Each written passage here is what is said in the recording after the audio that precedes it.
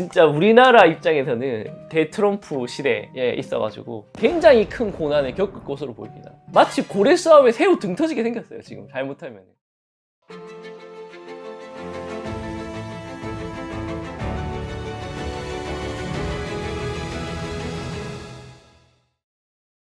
안녕하세요.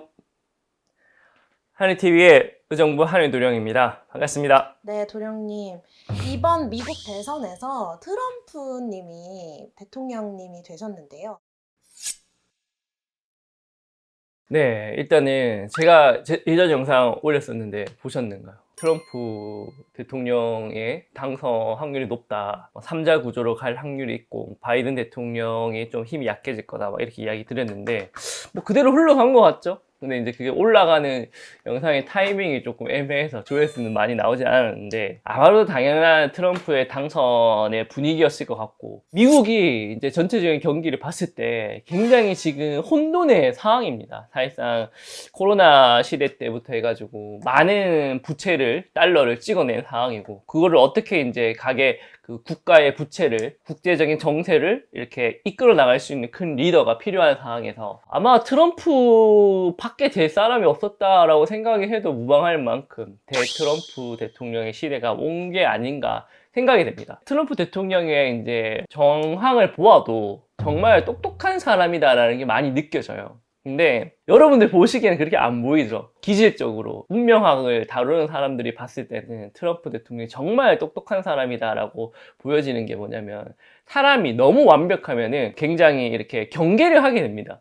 근데 트럼프 대통령은 결과를 내면서도 허술함을 보여요. 그래서 저 사람이 되게 기괴하다, 괴이하다, 막 그런 이미지를 계속 이렇게 심어주죠. 그게 전략입니다, 제가 볼 때는. 다 내가 계획대로 되는 게 아니야, 그냥 하다 보니까 이렇게 되는 거야, 나는 개짜야, 그런 이미지를 밀고 붙이면서 그 속에서 자기의 실리를 챙겨나가는 굉장히 똑똑한 사람입니다. 허허실실 작전을 하는 사람이죠. 거기다 이번에 이제 당선 과정을 보면 테슬라의 주주인 일론 머스크와 뭔가 협업적인 부분을 많이 보였죠. 그래서 지금 뭐 트럼프 대통령이 당선되고 나서 이제 테슬라 주가도 많이 올랐고, 미국 전체적인 주가도 많이 오른 걸로 보였습니다. 미국 전체적으로 우리 미국 위주로 뭔가 관세적인 부분이라든지 뭐 이렇게 이끌고 나가겠다라는 걸 보여가지고 다른 나라들이 지금 고전을 명치 못하고 있다라고 이제 보였습니다.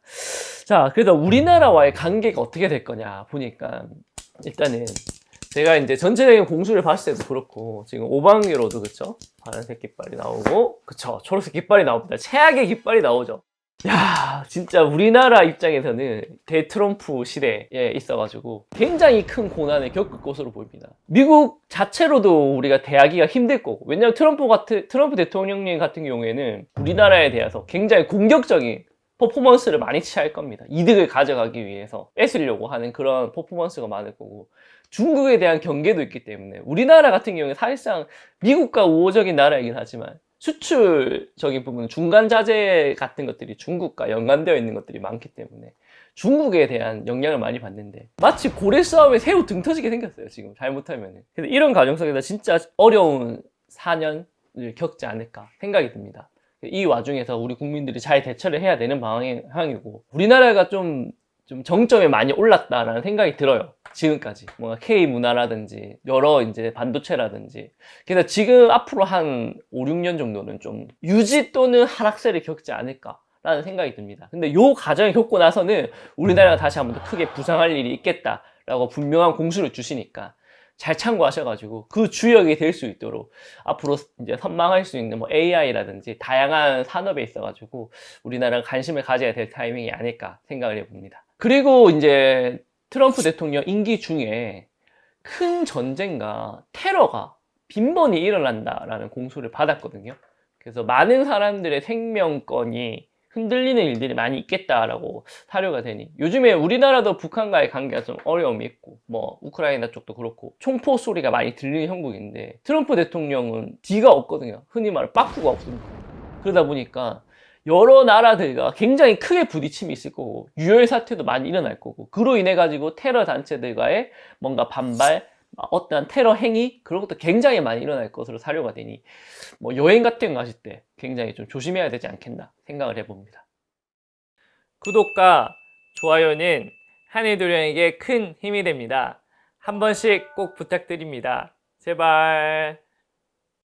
자, 오늘은 트럼프 대통령 당선 과정에 대한 미국과 우리나라의 관계가 어떻게 될까 살펴보았습니다.